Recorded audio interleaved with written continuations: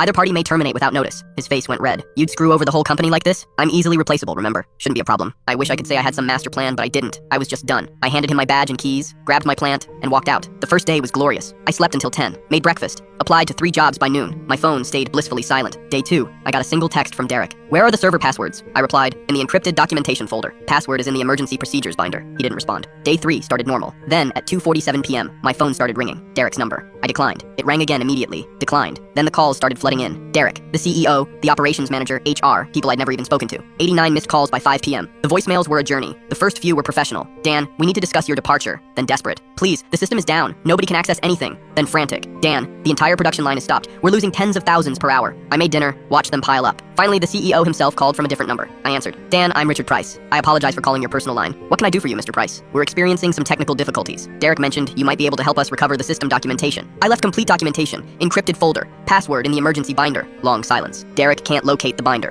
and he's unsure which folder you're referring to. Of course he was. Derek had never bothered learning our systems. He just ordered me around. "That's unfortunate," I said. "But as Derek explained to me, I'm easily replaceable. I'm sure any of those 1,000 IT guys will figure it out. Dan, please. We're prepared to discuss compensation for consulting work. My consulting rate is $500 per hour, 8-hour minimum, paid up front. That's outrageous. That's my rate. Take it or leave it." He took it. I showed up the next morning to complete chaos. The production floor was silent. Employees stood around in confused clusters. Every computer showed error messages. Derek stood in the corner, looking like he'd aged 10 years. Turns out, in his panic, Derek had tried to reset the master server himself. He'd effectively locked everyone out of everything and corrupted the backup system. What should have been a simple password retrieval had become a full system recovery. It took me 14 hours to fix everything he'd broken, at $500 per hour. When I finished, Mr. Price called me into his office. "Derek has been reassigned," he said carefully. "We'd like to offer you a position as Director of IT Infrastructure. 40% salary increase, full benefits, and a formal contract." I pulled out my phone and showed him the 2 job offers I'd received that week. "I appreciate the offer, Mr. Price, but I think I've learned something important about knowing my worth." I walked out, leaving them to figure out how easily replaceable I really was. 3 months later, I heard they'd had to hire 4 people to do my